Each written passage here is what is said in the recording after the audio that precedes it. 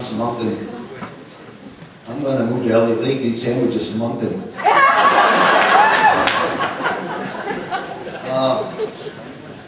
I wasn't in Fredericton last night, but I certainly heard about the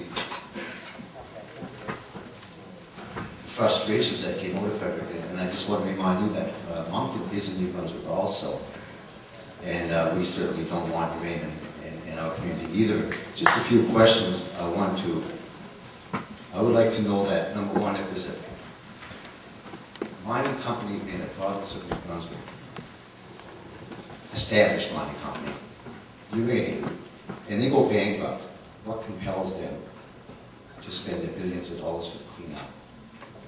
Or do the taxpayers have to cover that?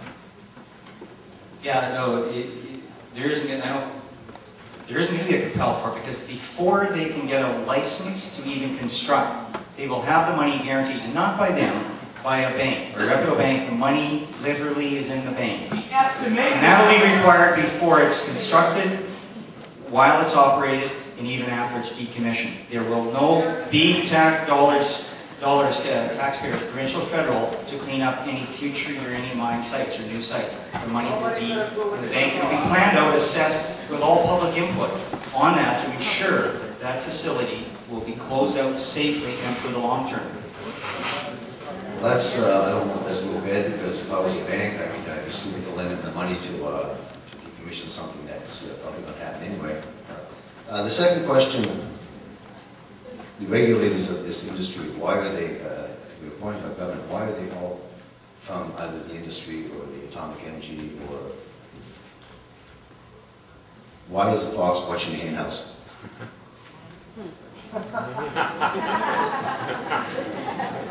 So are you talking about our the commission members? We spoke of the 7 regulatory board, the people that regulate this industry.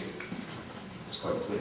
Yeah, well, okay, our nuclear industry regulators. Why are they from the industry? Well, I can list you, there's 2 of our commission members from New Brunswick. You spoke last night of Mr. Alan Graham.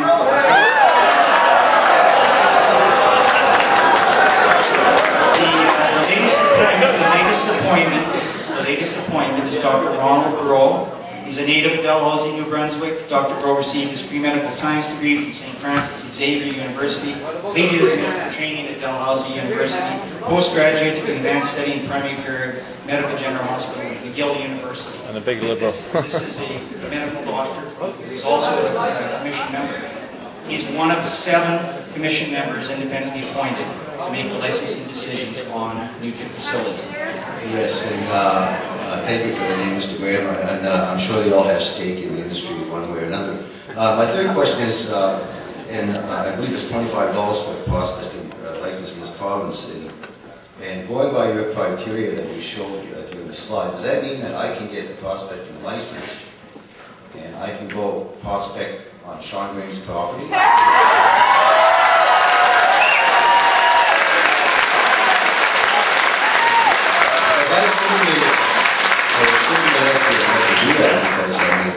I hear there's money in this. So.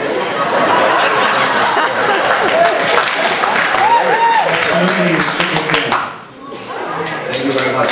I'd like to thank you all for bringing your information to us, and I would like to ask you sincerely to take some information back to us, and that's to Saskatchewan, Ottawa, and Fredericton, that we certainly do not want uranium prospecting, exploration, for mining in the province of New Brunswick.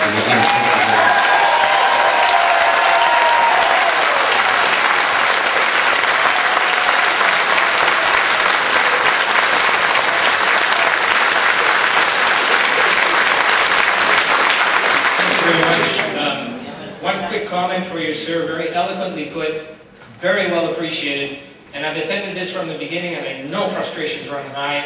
This is the first time I hear that question put quite so eloquently, and I saw every pen from every representative here tonight write it down. First time. Good for you.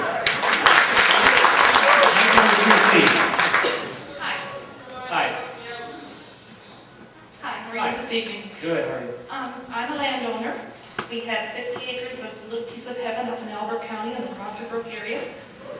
There's 4 generations of it sitting up there snowmobiling, snowshoeing, enjoying it. Are you telling me that I don't have the right to say, no, this is my land, I don't want you on it? That in 60 days you're going to come in and do what you want anyway, and that, lest God forbid they find, I don't care if it's gold, silver, uranium, whatever, they're going to just come in and take my land and take my children and my grandchildren's right to be there. And how long would we be off of it? Would I still be alive to enjoy it with them? I mean, how long does a uranium mine go, or a gold mine, or a silver mine, or whatever, and how do we replace the trees and the animals and the things that we're enjoying up there?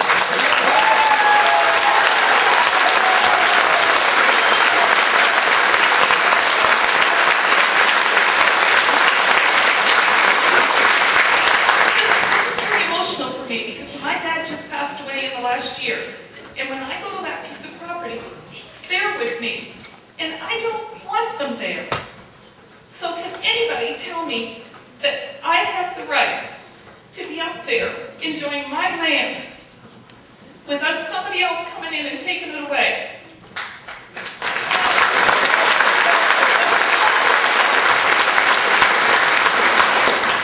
Because there's no amount of money you can put aside to fix it for me. So, is there anybody to tell me that I have some kind of right?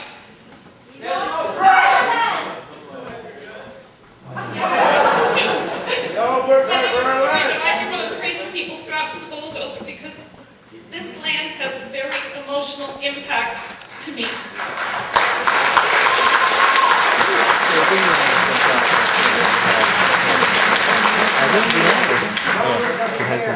You certainly make it very difficult for me to answer.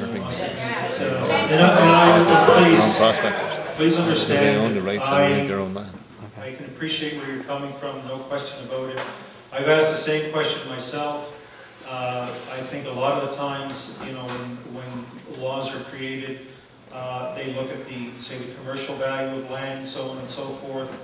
I was actually in a similar situation myself.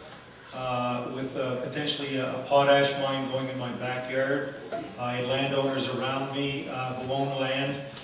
They've probably been in their families for generations as well.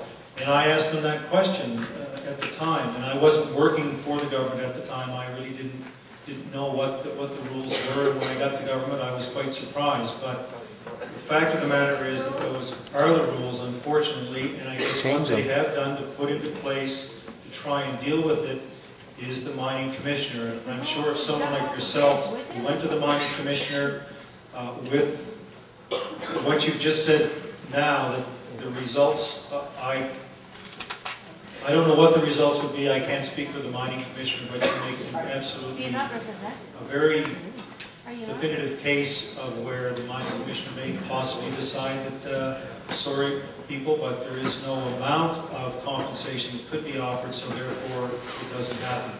Again, I can't speak for the mining commissioner, but that is what is in place, and I would hope that the mining commissioner would have the same sort of feeling that I kind of do at the moment about what you say.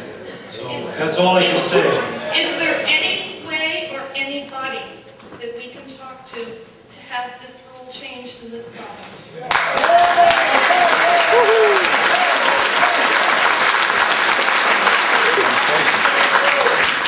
Well, again, I'll reiterate, we are the administrators of the laws, and I think you understand and appreciate that. The lawmakers are certainly your elected representatives, and that's who I